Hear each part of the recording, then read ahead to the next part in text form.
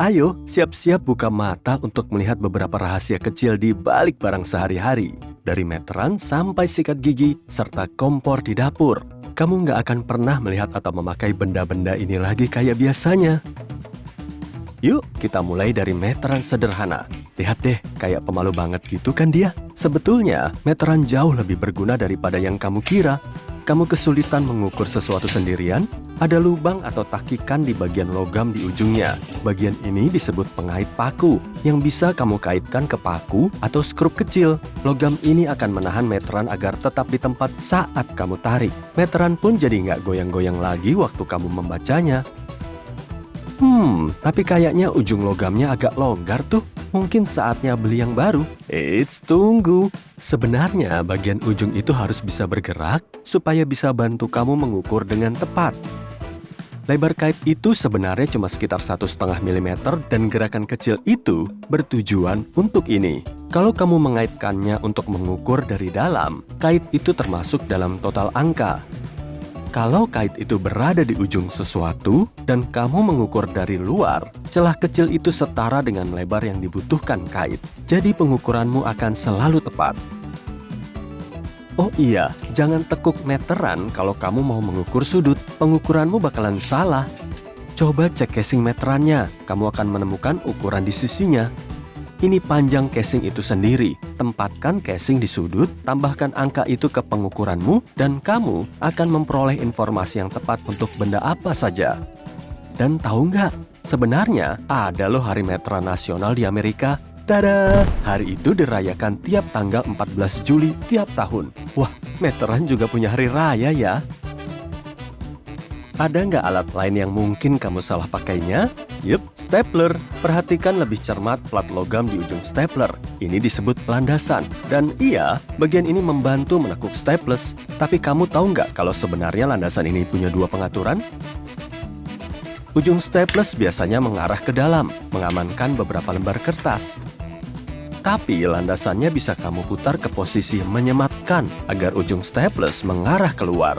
Staples ini didesain untuk menyemat sementara, seperti jarum pentul pada jahitan, dan staplesnya jadi jauh lebih mudah dilepas. Apa kamu punya gembok buat sepeda atau buat loker di sekolah atau gudangmu supaya tetanggamu nggak minjam barang tanpa permisi? Nah, kamu pasti pernah lihat lubang kecil di dasar gembok, di dekat lubang kuncinya. Tujuan utama lubang ini adalah untuk mengeluarkan air yang mungkin masuk. Kalau air di dalamnya nggak dibuang, mekanisme gembok bisa rusak saat air membeku atau bisa bikin gembok berkarat. Tapi, gembok macet memang bikin stres ya. Jangan panik, teteskan sedikit minyak ke dalam lubang ini untuk melumasi mekanisme di dalamnya. Dan gembok pun bisa berfungsi lagi. Yuk kita lihat hal-hal menarik yang bisa kita temukan di lemari pakaianmu. Enggak, aku bukan lagi ngintip. Mungkin iya, dikit. Wah, menarik nih. Kita mulai dari mantalmu ya. Sebagian mantal punya ikat pinggang separuh yang aneh di bagian punggung. Ikat pinggang itu nggak membalut pinggang sepenuhnya supaya mantel bisa tetap tertutup. Jadi buat apa ya? Dinamakan martingale. Sekarang ini, ikat pinggang ini cuma sekadar gaya yang dibuat desainer. Tapi benda ini pernah punya fungsi yang sangat berguna. Sebagian mantel pria dulunya dibuat dengan bahan tambahan. Ikat pinggang itu menahan bahan tambahan tadi agar tetap di tempatnya. Kalau ikat pinggang dilepas, mantelnya akan terbuka lebih lebar lagi dan bisa jadi selimut. Sangat berguna saat bepergian dan nggak perlu bawa perlengkapan tidur tambahan.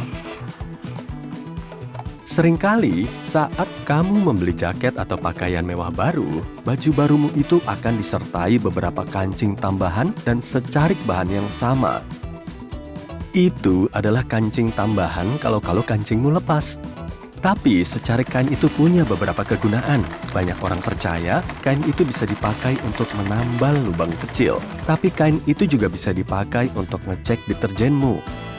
Dengan cara ini, kamu nggak akan merusak pakaian waktu kamu masukkan ke dalam mesin cuci buat pertama kali. Lebih baik perca itu kan yang berubah jadi merah mengerikan daripada mantel barumu yang cantik. Oh iya, tips bonus. Bawa perca itu waktu kamu pergi belanja. Ini akan membantu kalau kamu mencari pakaian yang cocok. Omong-omong tentang kancing, pernah nggak kamu penasaran kenapa kancing di blus wanita ada di sebelah kiri, sedangkan di kemeja pria, kancingnya di sebelah kanan? Ada masa ketika posisi kancing bisa menunjukkan status sosialmu. Kalau kamu orang biasa, kamu akan berpakaian sendiri, dan kancing ini akan berada di sebelah kanan, lebih mudah digunakan bagi orang yang dominan tangan kanan.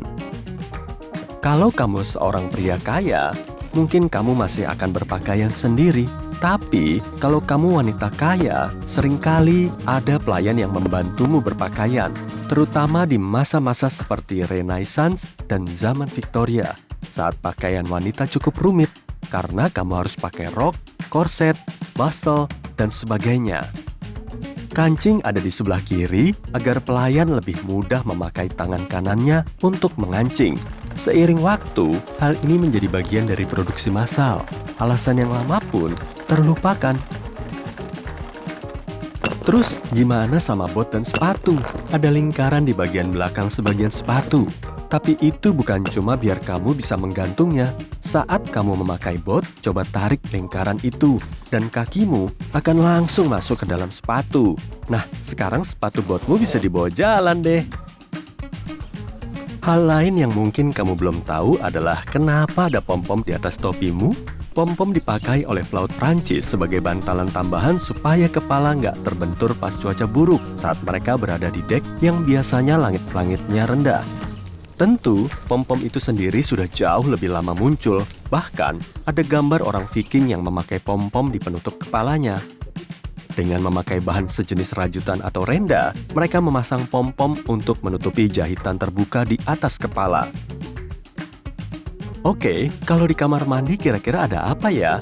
Pertama, coba lihat sikat gigi kesayanganmu. Kemungkinan, sikat gigimu punya bulu berwarna. Pas kamu gosok gigi, semoga 2 kali sehari ya, warna bulu itu akan mulai memudar. Waktu warnanya hampir hilang, saatnya beli sikat gigi baru. Oh iya, dan kamu harusnya juga menyikat lidahmu untuk membersihkan bakteri dan sisa-sisa makanan. Sebenarnya, kalau sikat gigimu punya semacam gerigi di bagian atas kepalanya, ini bisa dijadikan penggosok lidah. Lalu, ada kemasan krim obat nyebelin itu. Kenapa? Nggak seneng. Tapi emang nyebelin kan? Pernah nggak kamu susah payah melepas segel silver metalik di bawah tutupnya? Tapi, sebenarnya kemasannya didesain begitu buat memudahkan. Coba lihat lagi bagian atas tutupnya. Ada semacam tonjolan runcing di tengahnya. Pakai saja tonjolan itu untuk menusuk foil pelindungnya tadi. Cukup lepas tutupnya, balikan, lalu tekan. Oke, yuk kita ke dapur. Aku punya lebih banyak kejutan buat kamu. Pertama, oven. Oven biasanya dilengkapi kompor di bagian atas buat bikin sup dan menumis. Dan ada bagian oven yang sebenarnya untuk membuat cupcake yang enak itu. Juga laci bawah buat menyimpan loyang datar dan piring kue, ya kan? Ternyata bukan cuma itu. Laci bawah itu bisa lebih berguna daripada yang kamu kira. Banyak kompor listrik didesain dengan laci penghangat ini. Kamu bisa bikin makananmu tetap hangat sambil menunggu makanan lain selesai dimasak. Itu artinya, kamu nggak perlu lagi minta maaf karena kentang tumbuk yang udah dingin. Aku sih nggak pernah. Tapi, kalau ovenmu pakai gas, mungkin ada pemanggang di bawah sana. Coba aja periksa raknya. Mungkin bakal ada loyang pemanggang di sana. Dan tahu nggak, kamu juga bisa pakai itu buat memanggang steak atau burger kalau lagi hujan. Nggak perlu repot-repot keluar lagi deh. Mungkin kamu punya panci dan penggorengan yang ada lubang di ujung gagangnya.